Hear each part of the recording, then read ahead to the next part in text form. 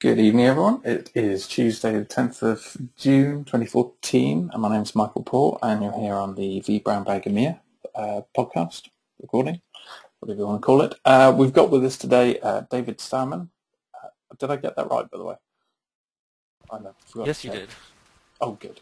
David Stamen, who's going to be picking up on the VCP data center virtualization track. And going through some of the bits around ESX install, I believe, hopefully. Anyway, I shall, without any further ado, let him carry on and go through his presentation. All right, thank you. So my name is David Stamen. Got a couple of my VCP so far, my data center virtualization version 4 and version 5. Also my VCP desktop, MCSA, and a vExpert. I'm actually based here in the U.S., so it's actually cool to be able to talk with everyone overseas. It's a nice change, and of course this is my first brown bag, so I hope I do a good job, and I hope everyone learns a little bit something today.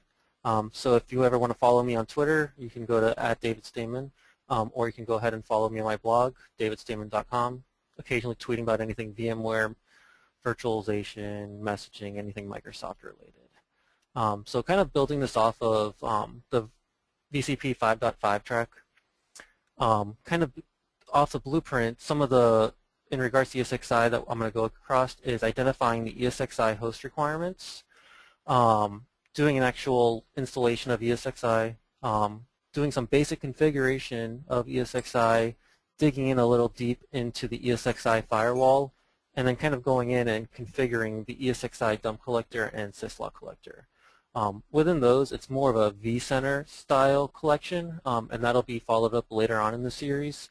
But this will be a good thing of figuring out how to actually get the data off the ESXi host to a central management point, especially if you have a multi-host cluster. So from an ESXi host requirement, since ESXi is a 64-bit operating system, it requires a processor that supports 64-bit. It also requires a machine with a minimum of 2 cores to install. This all depends on your workload. If you're deploying this in a home lab, 2 cores might work, but obviously in production you might have 6, 8, 12, 24 core systems that you're going to install. So that's obviously going to be based on the workload. So the minimum to install will be 2 cores. It also requires at least 4 gigabytes of RAM assigned to the machine. Again, for home labs, most physical machines will have much more than 4 gigs. And then in regards to a boot device, the bare minimum defined within the blueprint and ESXi documentation is 1 gigabyte, but 10 gigabyte is kind of always recommended at a base, because as part of that, ESXi will create a 5.2 gigabyte VMFS volume and a 4 gigabyte scratch partition for all your logs. Luckily, we'll be installing the dump collector and the syslog server, so a lot of that can be offloaded. So again, 1 gigabyte is your bare minimum. If you won't be offloading any of your logs or dumps, 10 gigabytes is kind of good. And also, if you will be running nested 64-bit virtual machines, you'll want to make sure that you have hardware virtualization enabled in your BIOS. And again, not all processors do support that, so if you're doing a nested home lab, you want to make sure that's something that's supported. If not, majority of modern day hardware, or actually all modern day hardware, does support hardware virtualization. And then obviously 1 or more Ethernet adapters. Always want to do teaming when it comes to possible, so a minimum of 2, at least for your management interface, and then additional ones for your vMotion and if you storage or your actual VM network traffic. And then one thing to remember here is we have our hardware compatibility. That's something that you always want to look out for. Go ahead and have a link here. I'll go ahead and post this in the chat afterwards. Is the hardware compatibility guide is something you always want to make sure you're using, especially on either newer or older hardware. From here, we can choose that we want to install ESXi, and in our case, we're installing version 5.5 update 1. What this will allow us to do is choose a server product And from here we can say if it's a blade, rack mount, and well, in our case we'll choose all. So we'll use this to identify if the server that we're deploying can actually support the version of ESXi installing.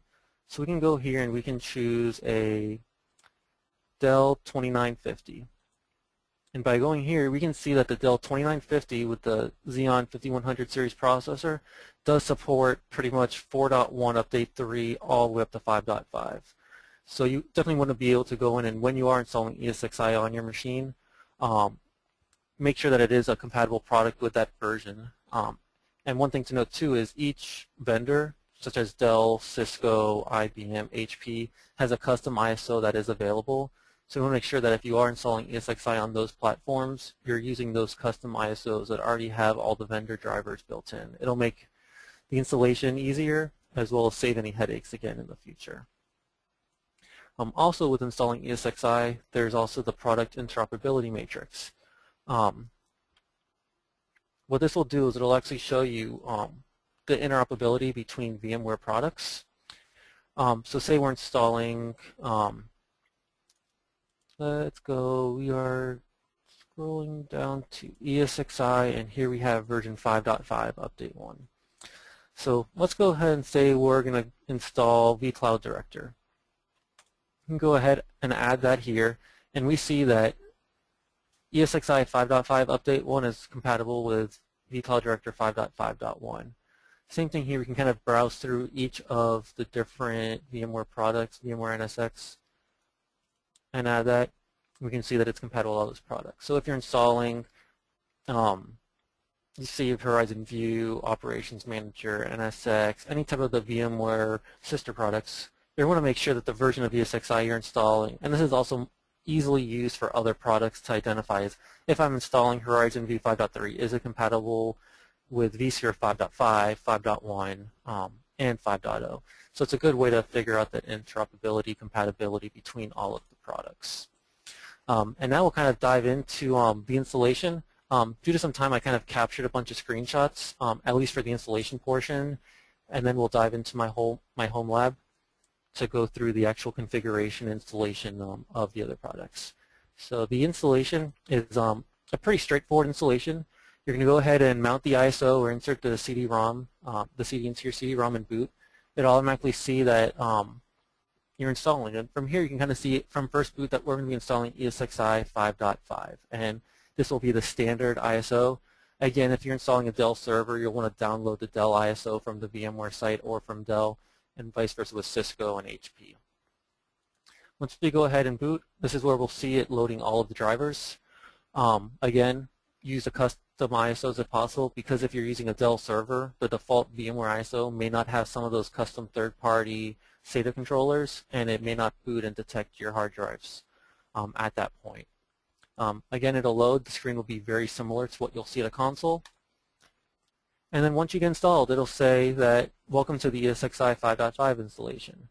If you want to go ahead and look at the compatibility guide that I just referenced previously, there is the link there, vmware.com/resources/compatibility.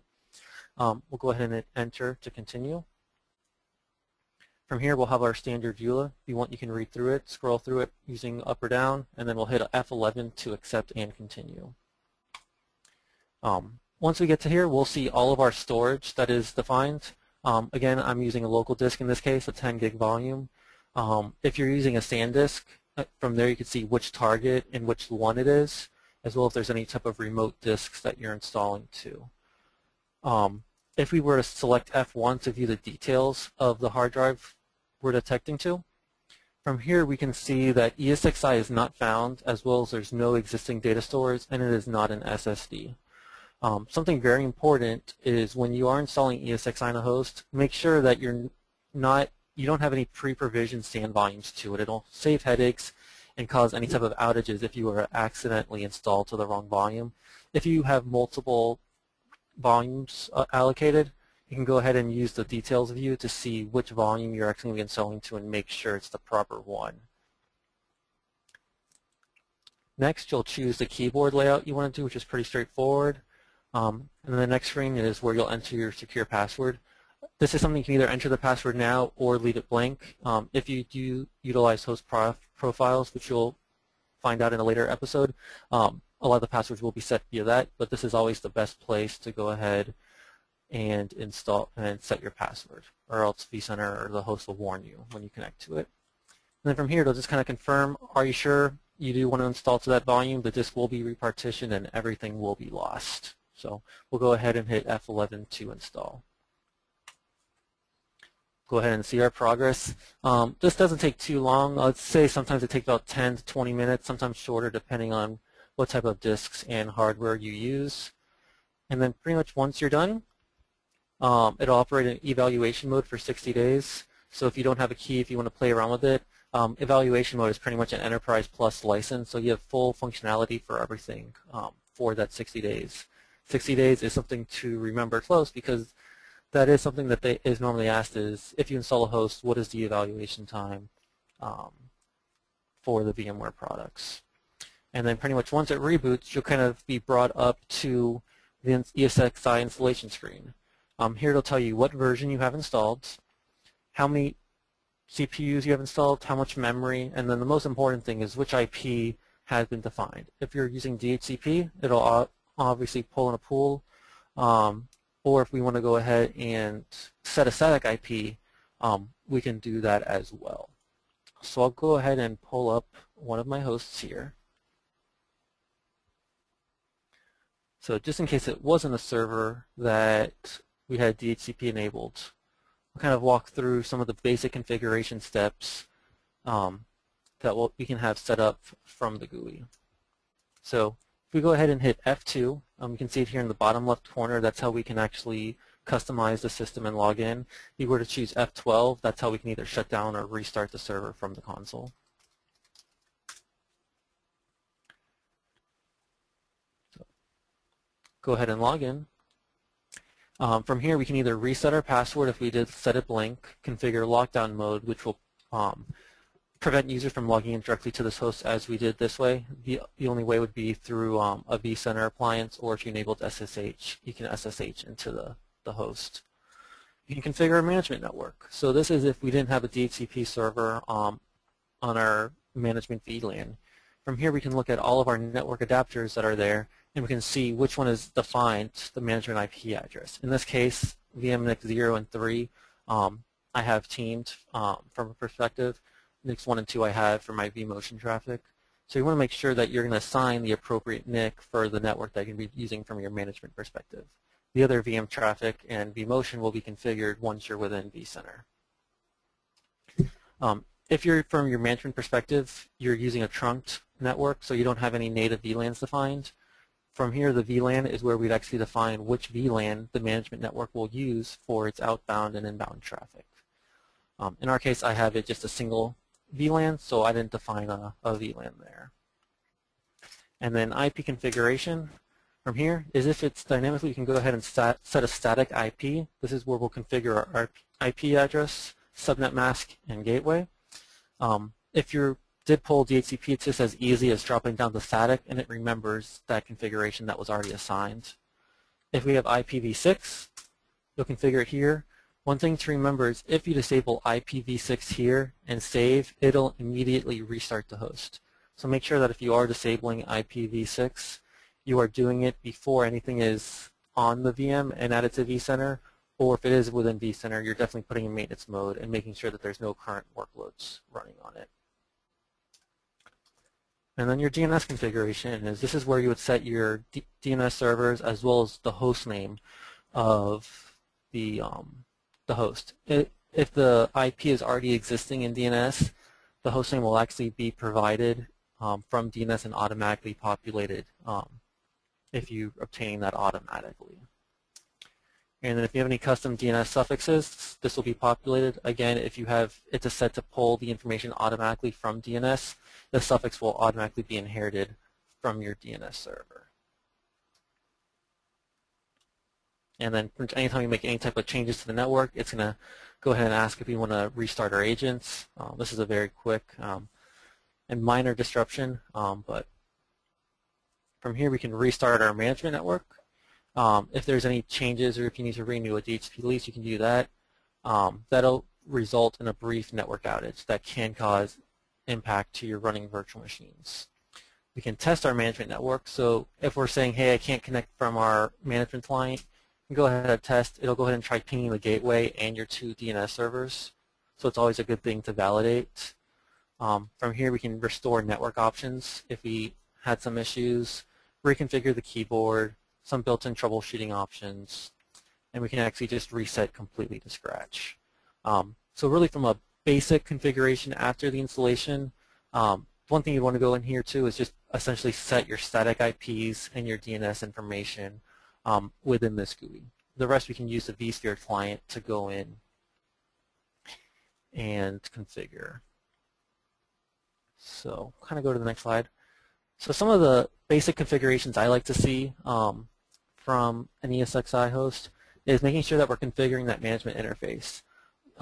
With that, it means separating the management traffic from your VM traffic, moving off your VM network from that default interfaces, and setting teaming. By default, it'll just utilize 1 NIC. You're going to want to make sure that you're utilizing at least 2 NICs, or vSphere will complain to you.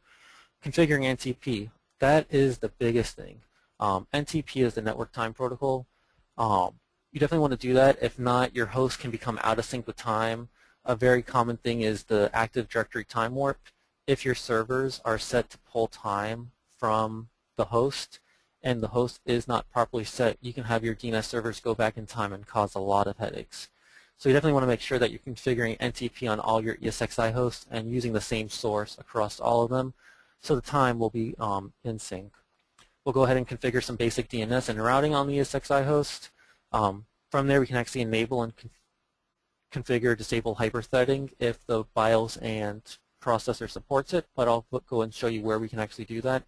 Setting the CPU power management policy. This is essentially setting the power settings, so the CPU is actually either using a balanced, high performance, or power saving type of mode. Majority of the time you always want to set it to high performance because you're going to want to get the most performance you're getting out to get those virtual machines running. And going ahead and adjusting the memory compression. And the easiest thing is, how do we license an ESXi host? Because that's going to be the most important. Is definitely need to make sure you're in compliance when it comes to licensing. So go ahead and pull up my vCenter here, and we'll select our host and kind of go through each of the options. So if you go ahead and select our configuration and browse to our networking, you can see that by default we'll have vSwitch 0. vSwitch 0 by default will have our management network and our VM network. From here we can see that the NIC is assigned our static IP we set. And again, we did set it there. We can also go in and assign our management IP network through here. You can also specify if you want to disable the IPv6 settings from here as well. And definitely make sure that we are adding additional adapters and associating the teaming policies within the switch. In my case, since we're doing that, we're doing an active-active type of scenario, and then we're doing originating port ID for load balancing. A couple of different options you can choose, which will be touched upon as there's deep dives into the actual network portions. But from the ESXi perspective, we want to make sure that we're getting the network connectivity so we can actually easily manage our host, and then in the future create our additional switches for how our VMs will communicate with the network. Within the configuration, we'll go into our time configuration. So from here we can see our NTP client is stopped. Our date and time luckily is accurate for me, and we have no NTP servers currently defined. So for this, we'll go ahead and select our properties. We'll go ahead and enable our NTP client, which by default uses UDP port 123. So if you are on a network with firewalls, we'll want to make sure that port 123 is available to be reached. We want to make sure the startup policy is set to automatically start and stop with the host, so it's always going to be running even after a host reboot. And then from here, we'll go ahead and assign our NTP servers. Some of the ones I like to use is there's the default NTP pools. A lot of organizations have an internal NTP server that they'll utilize. I always use a minimum of at least 2. We'll get configured just in case one fails, and then we'll obviously want to make sure that we restart our service to apply any changes.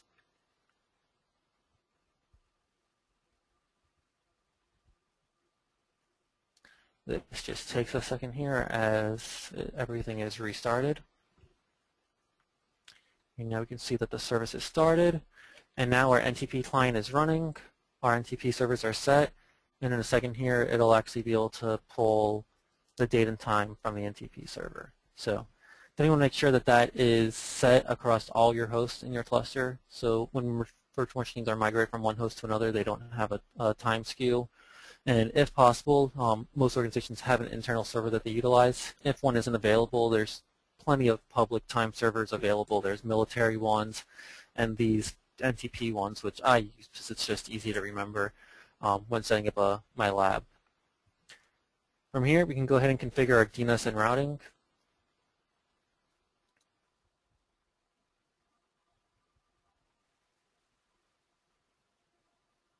So from here, this is where we can set our host name.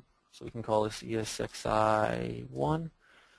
Specify our domain, which will be the DNS suffix, as well as our domain and our preferred DNS servers, and our DNS suffixes if there is any that we wanted to add.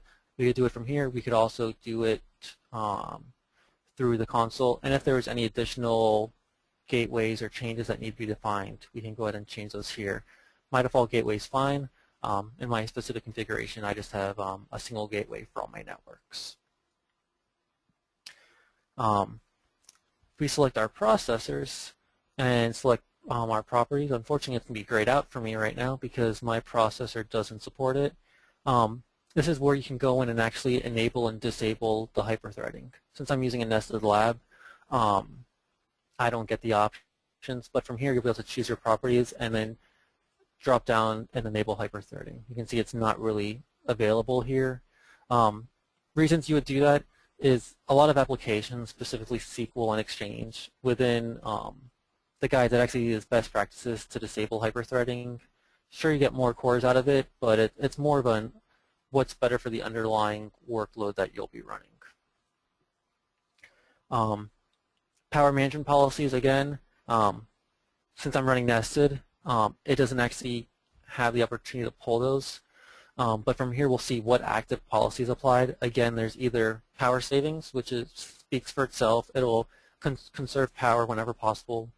Balanced, which will essentially balance between a high performance and a power saving mode. So it'll spike stuff up as needed. And then there's a high performance policy, which is what I always personally use. So it's always running at the high performance. It never really downclocks the processors, and you'll always get the best performance possible. And then the memory compression, that's kind of a little tricky one. We really don't see anything here specifically for memory compression, but if we dive here into our advanced settings and we go to memory, we're going to scroll all the way down to the bottom.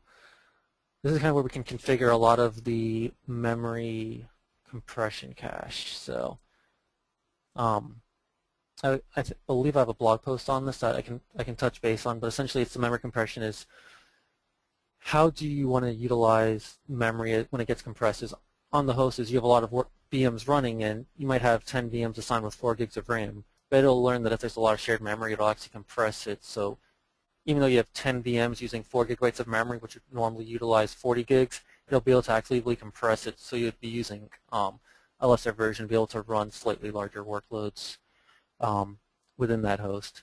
And then licensing, again, pretty straightforward. From here, go ahead and add in your key, and assign your host. By default, you'll have your 60-day evaluation version, but you'll always want to make sure you're utilizing a license key whenever possible. Kind of dive in. So some additional configurations we can utilize is regarding the ESXi firewall. Something very important in a lot of organizations is you may have shared management networks. You may not want everything to access your ESXi host. So, oops. Go back one. So pull back my vCenter here. So if we were to go ahead and select our security profile, kind of dive into the services, By default, a lot of the services are stopped, so they're not essential services that need to be running. One of the important ones is SSH. It's kind of not a best practice to have SSH running all the time. It's one of those things you enable only as needed. This can be done from here, selecting options and start it. It can also be done through the console.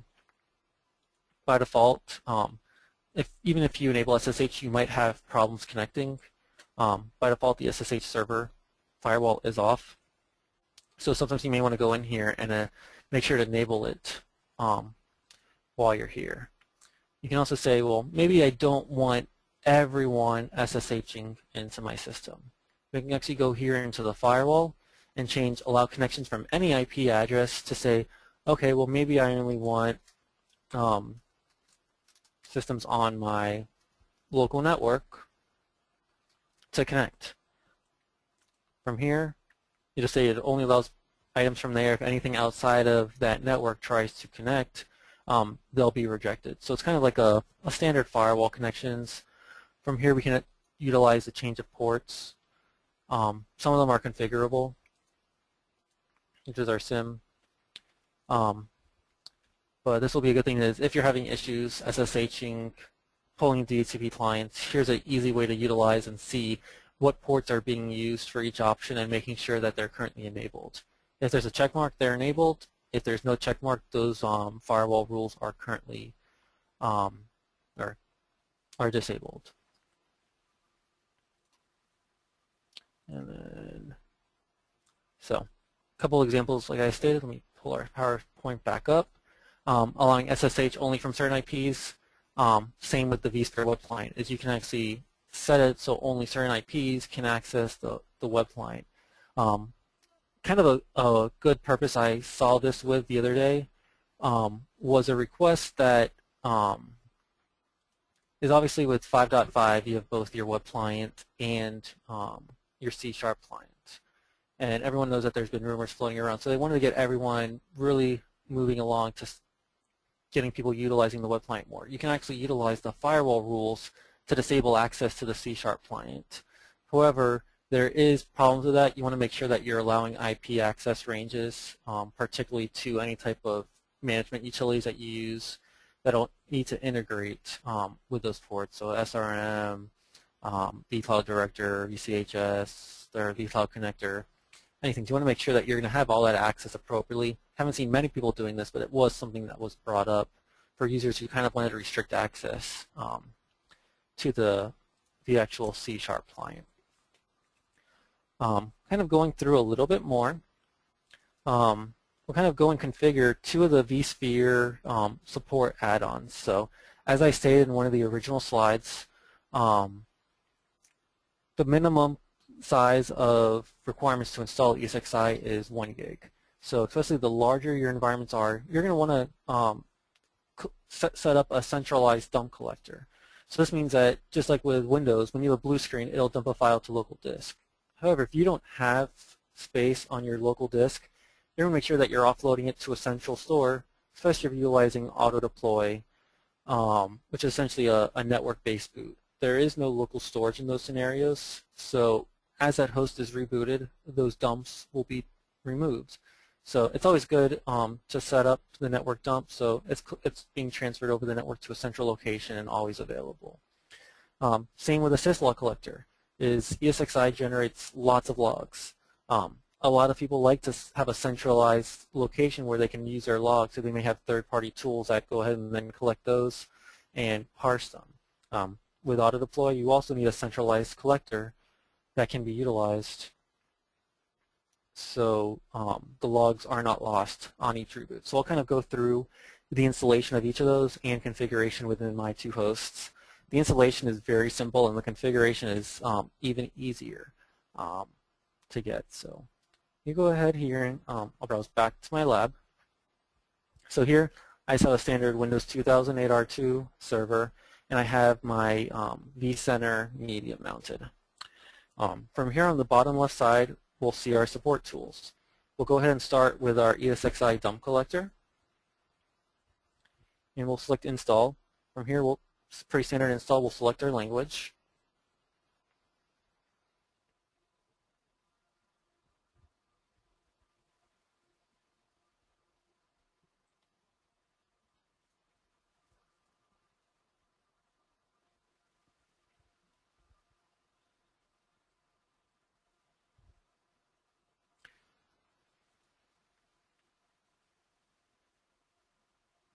It'll just be here a second.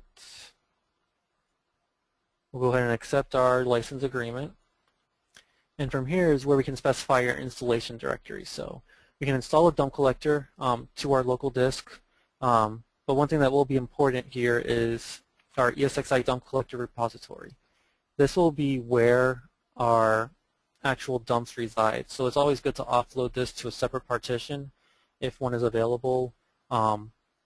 So you're not loading up your default OS installation drive and causing your server to run out of space. We can also set the maximum size of your repository. By default, it's 2 gigs. That may catch you for a certain size, but you're always going to want to make sure that you raise that based on the amount of hosts and dumps that you will be collecting. This is something you're going to want to keep multiple copies of dumps, or if you're going to kind of review the dumps that are there and then remove them. For now, this is my lab. I'll kind of set it up to 2. There are some best practices guides, which I will link to with a follow-up article, and I'll get attached to the vBrownBag presentation for kind of what the best practices are in regards to the maximum size. From here, you have 2 options to configure the ESXi dump collector as a standalone. That's if you'll utilize, really if you're not using a vCenter, you can still configure the host to utilize the dump collector, but by using the VMware vCenter installation, we get some of the VMware products, or VMware plugins, and an iteration that you can actually get a little bit more information out of it. So in our case, since we are using vCenter, we'll utilize the VMware vCenter server installation. From here, we will input our vCenter IP address. By default, it utilizes port 80. And put in our username and our password. Hopefully I chose the right one. We'll go ahead and get our SSL thumbprint from our vCenter server. We'll go ahead and accept that.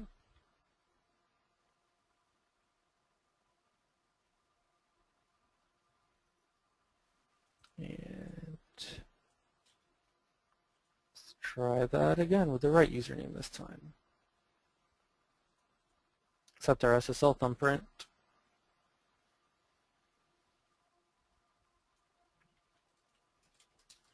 All right, sorry about that. Let's try one more username and password.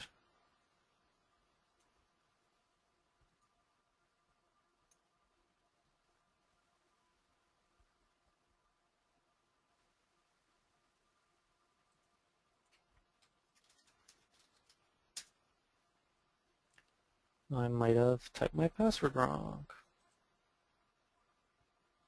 My Active Directory server may be acting up here. I'll just use my vCenter local credentials. Sorry about that, everyone. So with this, it just is going to require an account that has administrative access to your vCenter.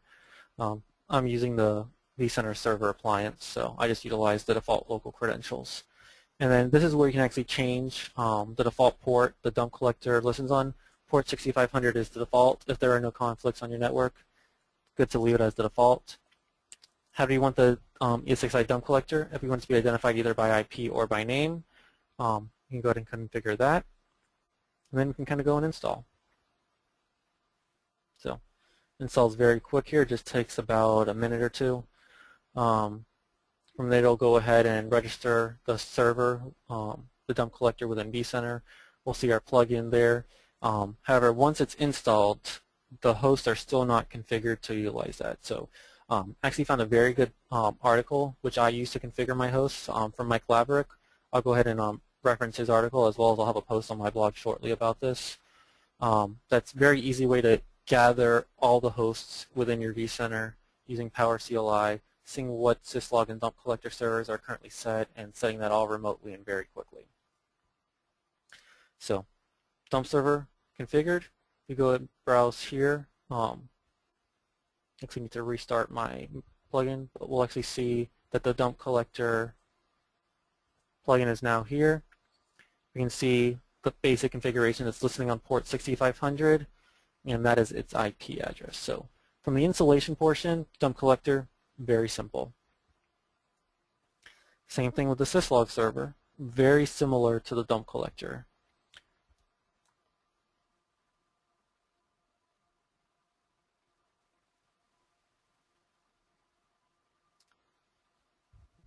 we'll browse through and accept our license agreement. As well, we can install a syslog collector to a specific directory, and we always want to redirect our logs to a separate directory because logs can grow. By default, it's 2 meg logs before rotation and 8 log rotations. So it'll essentially be about 16 megabytes, but a lot of the logs will grow beyond that.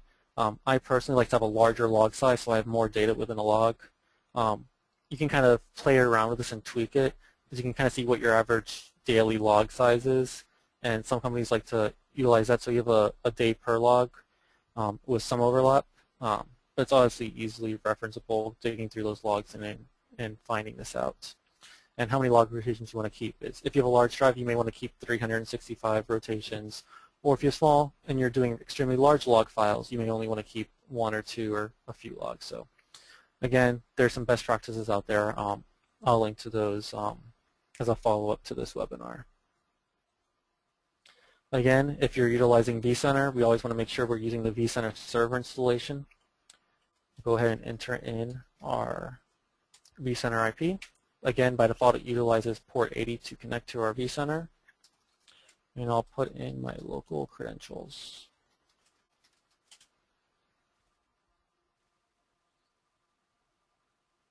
We'll be prompted for the SSL thumbprint.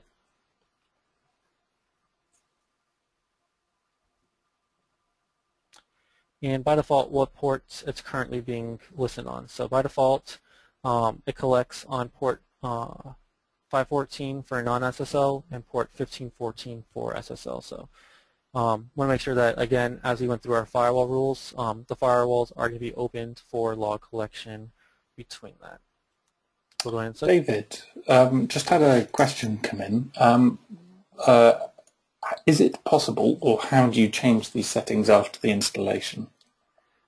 Within these, it'll be, I believe you can either rerun and change the installation, you can essentially do a repair, as well as there's ways you can utilize through the GUI, no, not for this. I believe you can just easily repair the installation and go through. I can actually run through that here after I finish up, but I can follow up on that before. I've never really needed to change the default ports on that, but it should be done through a repair installation, just like you would normally with like Update Manager as well. And we can touch base right after I finish this installation. We can go through that and see how we can change that and see if that's an option.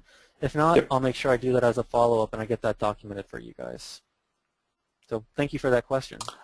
Right, okay. Apparently a quick clarification. It was more around how you can actually change the log size and the retention and log rotation. Okay.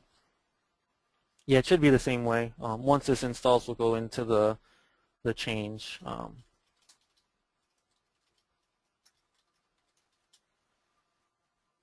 Let's go here real quick to our control panel. Let's go to our programs and features. So actually no installation. So I believe there will be a log file size. That is actually a good question. Let me see here. Actually, here we go. Got an answer to that. So in regards to the syslog server, I'll actually write this down as a note for me to touch base on. So if we go into our program data directory, so C program data, we go to our VMware, and I'll do this, for example, for our syslog collector. There will be a VMware config syslog. If we were to open this with our friendly rotation, from here is where we can specify the default port that we allow it over TCP and UDP. Here our max size is 2. We rotate 8 logs and then the SSL port. So what you want to do is make sure that this gets configured here and then go into your services and then restart the services to make sure that it takes advantage of that new size. And then in regards to the dump collector, should be the same thing here too. By default, max size is 2. And again, even though it's 2, is by default, the dump collector is in gigabytes. The syslog is in megabytes. So we'll make sure that you do handle that accordingly.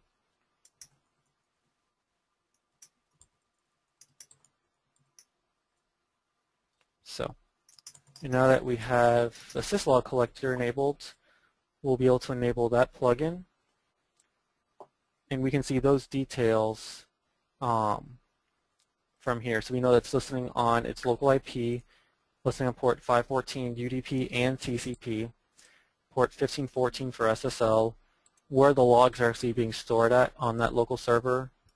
We're rotating the logs every 2 megabytes, and we're keeping 8 log rotations. And we can see here, right now we have no host defined, we're not logging to anything, and we don't really have any sizes defined. So now I'll kind of go through and get these configured. Ways that can be done I'll kind of just show where they can be done. If we go into our advanced settings, we can go to our syslog and configure, by default they're being stored in the local directory, as well as all these settings. It's rotating the global rotation every 8 logs, but again, we don't want it locally. So I'm going to go ahead and pull up my Power CLI. Power CLI is great, especially if you're doing multiple or something to multiple hosts. Easily repeatable, get the data you need to without doing any clicks at all. So in regards to the dump collector, go ahead and run a script that'll get all of my hosts and get the core dump network settings that are defined. So we can see here from both our hosts, the core dump functionality is currently not enabled. It's not set to any NICs, no server IPs, and it's not bound to any network ports. So I can go ahead and have my script here, which will get all the hosts, and it'll set the core dump network to go through VMNIC 0, and of course that's not going to copyright for me, to my IP, which is my vCenter, and then to our host, our syslog server, which is 146, and then port 6500. Give me 1 second to get my parsing set up to figure out why that didn't get parsed right.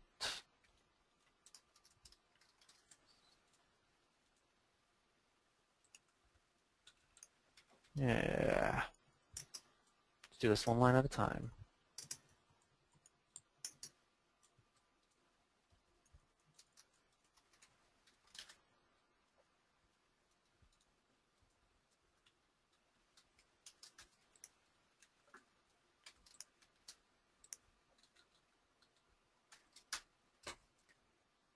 All right, that looks good there. And then from here, we will set it enabled to true. And then run it. We go back and run our previous command.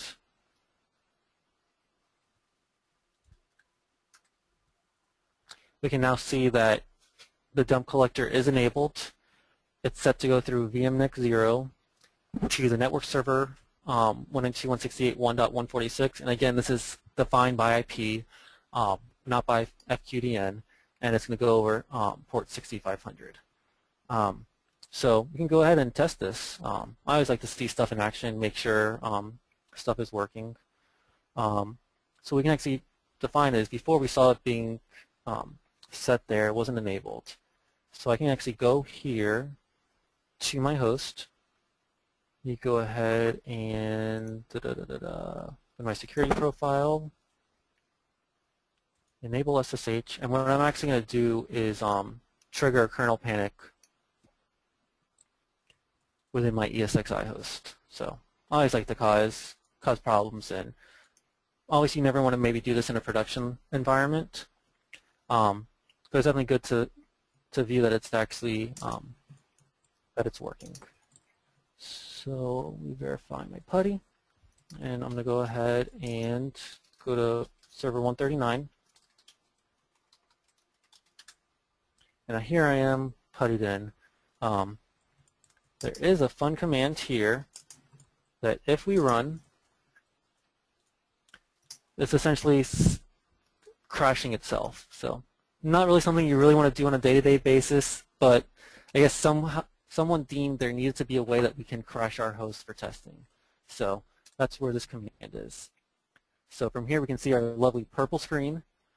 We can see that our network core dump is being done from our host server 192.168.1.39 to our remote server 192.168.1.46.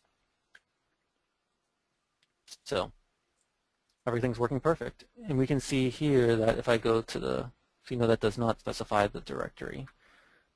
But if we go to our server, really see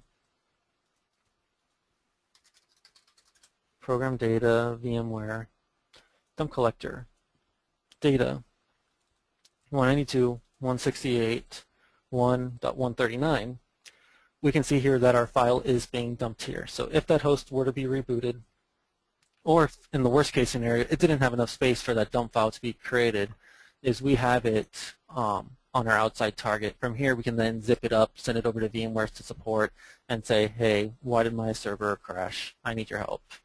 So it's definitely a good thing to have out there and be able to do here. And here it'll take a little bit of time to run through, and then once it's done, we'll have the full dump file on our share. So very easily done. I'm going to go ahead and still continue to do all the dump files, but it's definitely something good there. And then I guess it starts dumping to disk too, and then it'll bring that over. So easy way to configure dump collector. Very simple, especially with a set of scripts.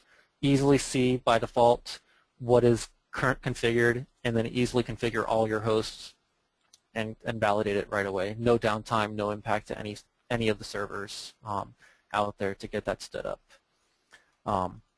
So same thing with our syslog. By default, you can go through the GUI and set it for each and every host. However, I personally don't like to do a lot of typing. I might typo something. So running a similar command, we can get, oh, my host is crashed, so I won't be able to modify that one right now. So let me actually restart it here.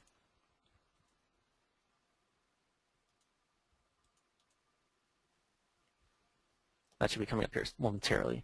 So we see currently for our syslogs that the network tryout is 180 seconds. We're currently logging all of our files to our scratch log partition. Outputs, the local log output's not configured. They are persistent, so it's being stored to persistent disks.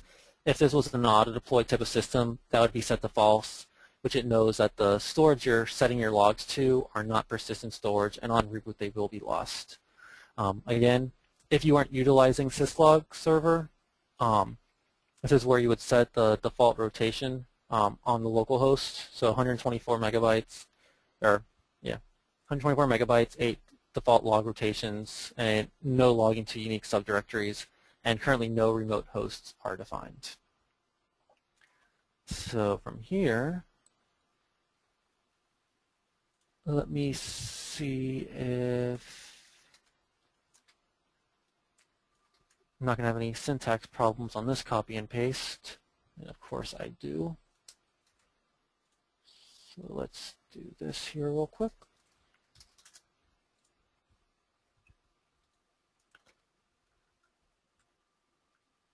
So no, all that's good, and parentheses.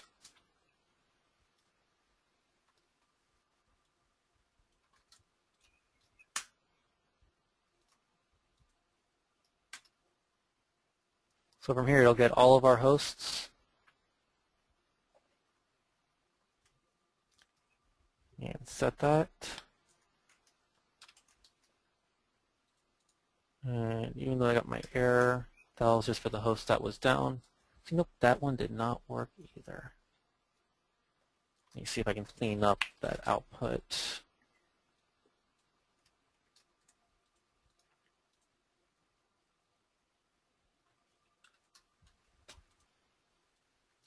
Copy and paste is not working for me today.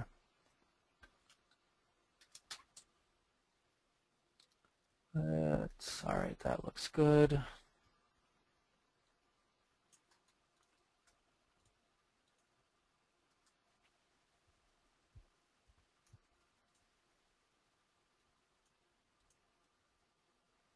And sometimes scripting is good. It'll save a lot of headaches. My copy and paste wasn't having issues right now. It would be working flawlessly.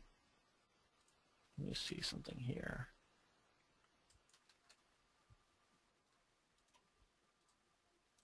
Let me try copying it a different way and see if I have help.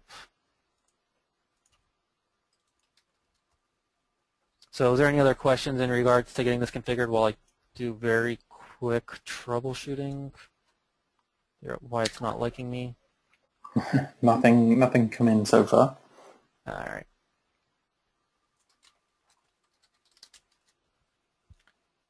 Let me do this one in 2.168.1.146. So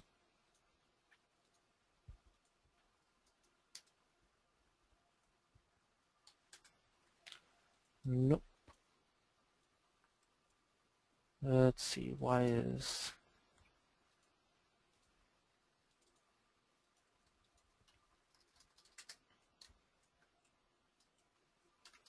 that's always a better way to do it, so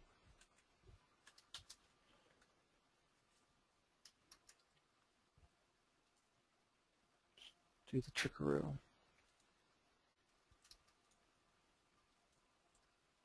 There we go.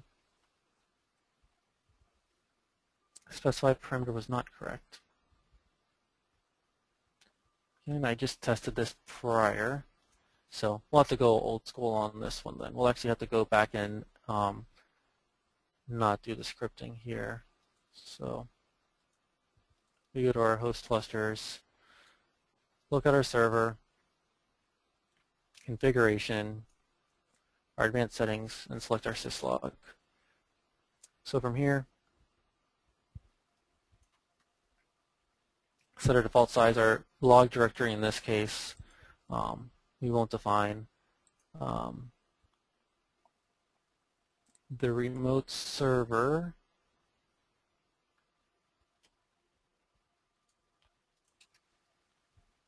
let me try one more thing here.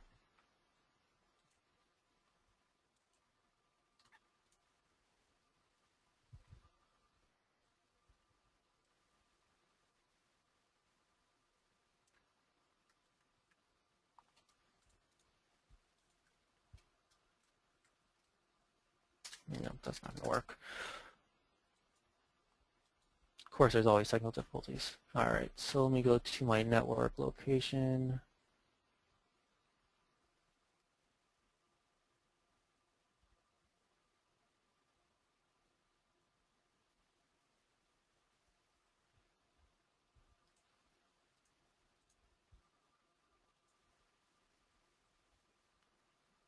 Here we go.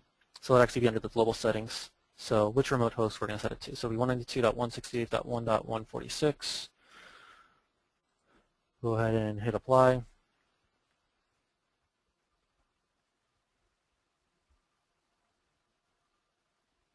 And there, it'll update that option value. We go to our syslog server, our data, and actually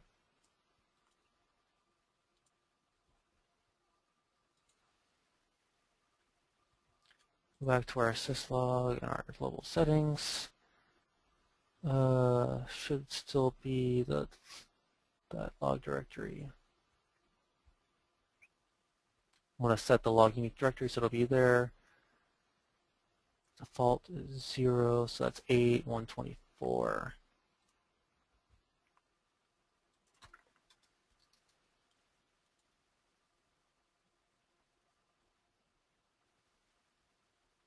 You define that properly.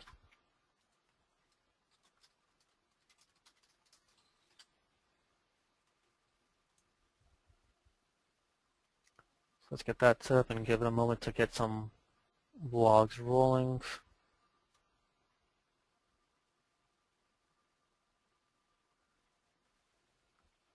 Go back to our server here and refresh.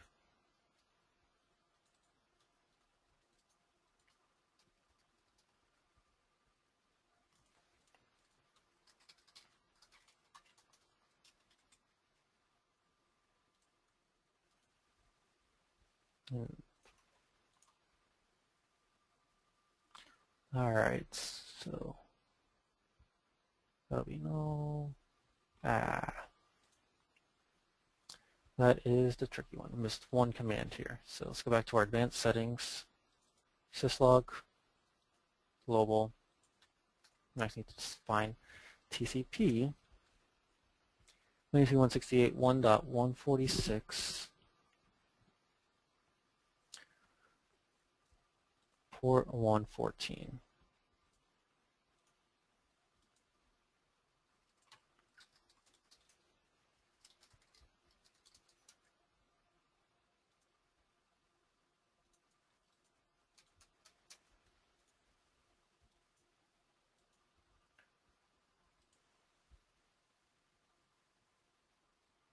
And of course, that's going to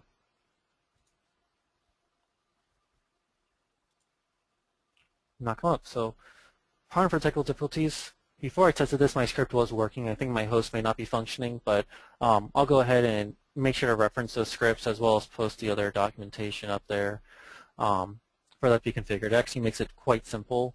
My copying and pasting isn't working, and I think that has something to do with the format. But again, just like it was with the dump collector, we can easily set it across all hosts and have the centralized collection coming through. So it's an easy way, as there's all types of other third-party collectors out there. But the VMware has built-in, easily integratable and very defined within that. And then one thing I also mentioned that I did forget is, by default with each host, they're authenticated through the local account. But one thing we can enable is actual Active Directory integration. So kind of going back to my configuration portion, by default, the only directory services type we have set up is local authentication. We can actually go in here and actually enable Active Directory authentication. In my case, it's david.stamen.local. And from here, I can actually join the domain. And if my domain is working, it should let me put in my credentials. Oh, and I don't have a fully qualified domain name, right? So that's not going to work there. We go back to our DNS and routing. And since I don't have a static IP set on that one, everything's fighting back with me today. That one's not set there. So from there, if we had the static IP assigned, we'd be able to go in and set those. So we go networking, properties, our management network edit, our IP settings. We'll manually statically assign our IP address. We'll go ahead into our DNS.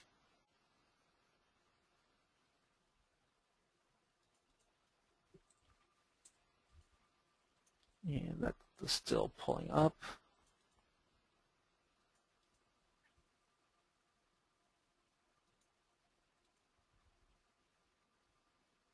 And again, my home lab does not want to play nice with me today.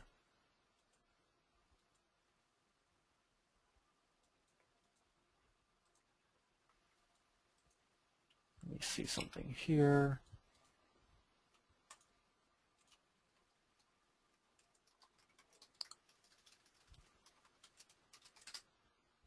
So David, we've had a quick couple of questions come in. Well, one's more of a useful bit of information come in from Frank, who actually works for VMware, so that's possibly how he knows it as well.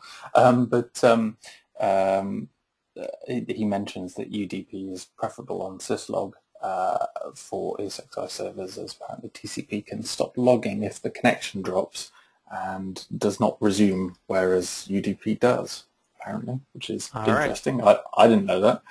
Cool. Yeah, and definitely something useful to me normally. Yeah, we've some got very good information there.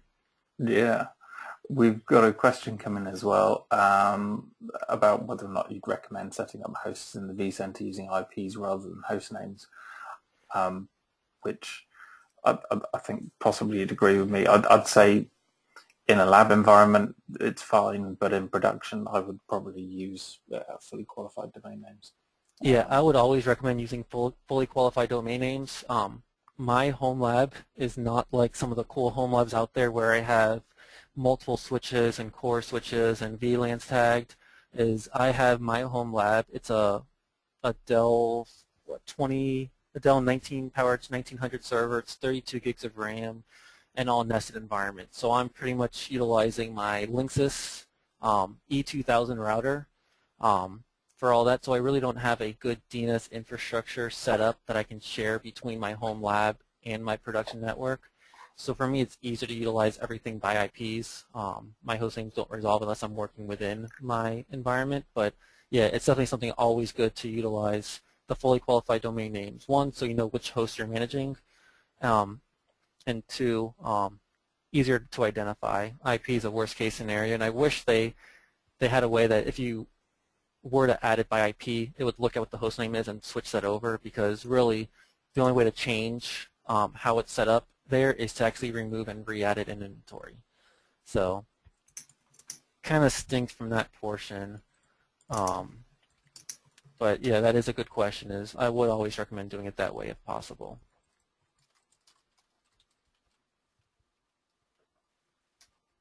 So now that my host is back up, I was able to get in, and if I go to my DNS and routing, it should have the appropriate information.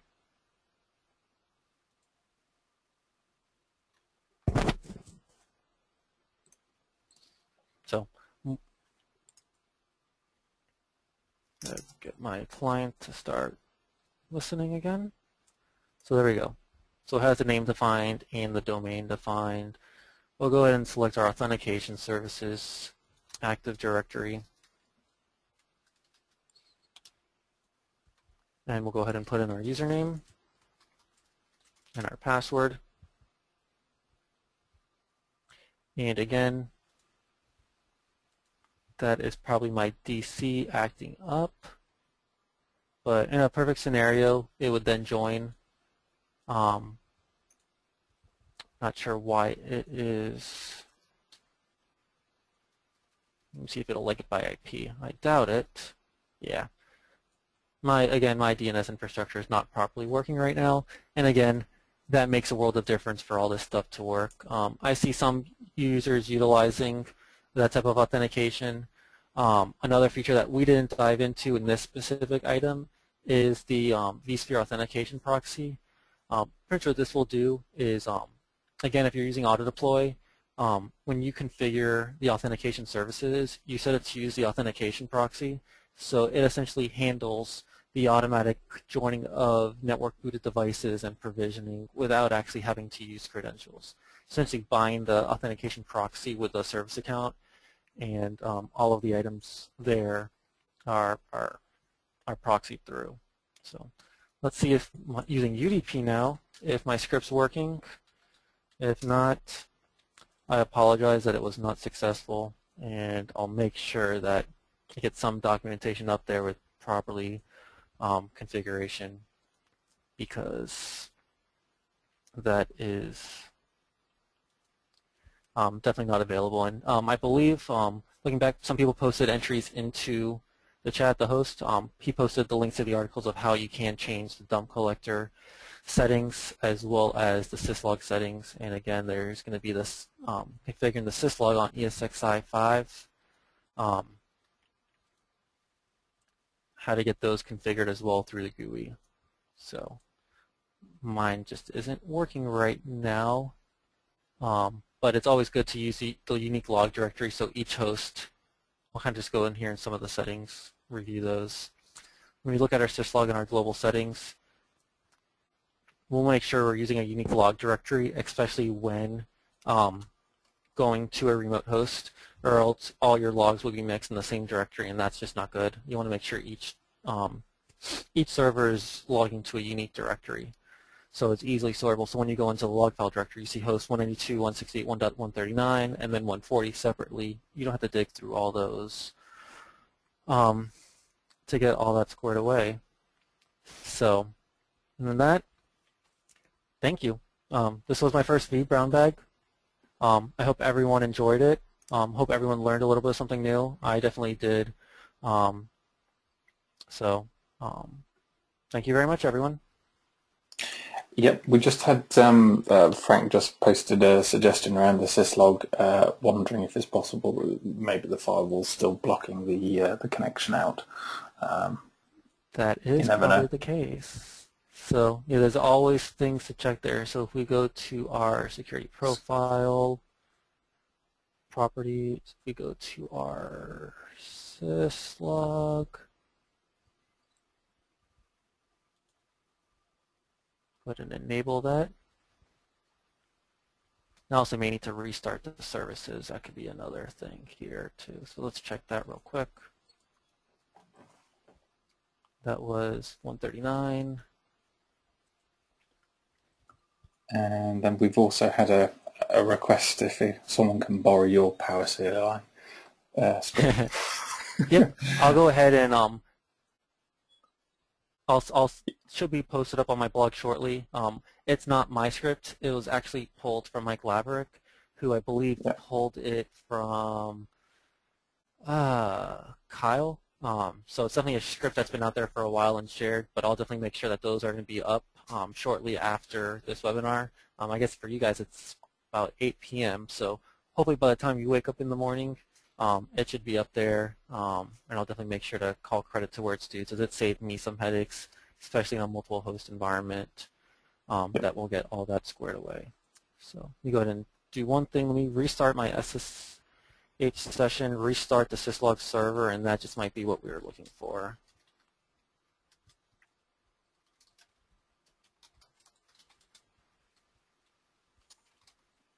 Apparently 140 had the syslog enabled. Firewall, sorry. Let's see here. Pull up my little trusty thing here. So let's actually do this. Easy there, ESXi.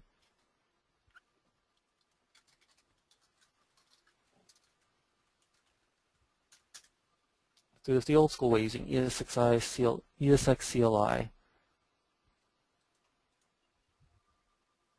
So it's there. Let me see if I'll be able to get my formatting here right.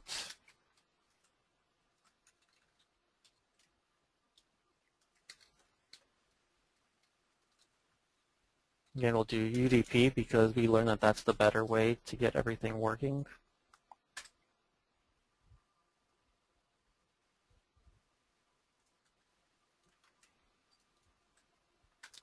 Sometimes going non-PowerShell might be the better way to get things done. So if we go browse here, hey, now we're working. So now we can see within our syslog,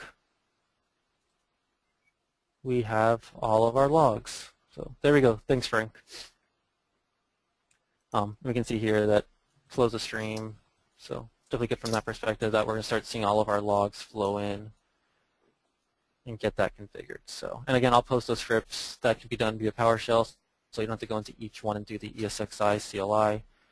Go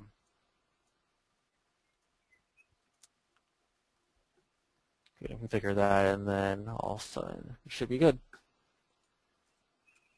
Let's change that setting, reload it, and then so there we go. So now when you're in here, when you're in the syslog directory, you'll see each host independently with their folders and their logs coming in. So there we go. Successful ending. Hey, the joys of live demonstrations. Yeah. Nothing ever seems to go as planned. So again, thank you everyone. I'll make sure to get those scripts published. If you have any questions about anything, you can always reach out to me on Twitter. Send me a tweet, send me a DM, post a comment on the blog. Always available for questions to definitely help the fellow community out there. So David, thanks for having me speak, and have a good evening. thank you very much indeed. You too.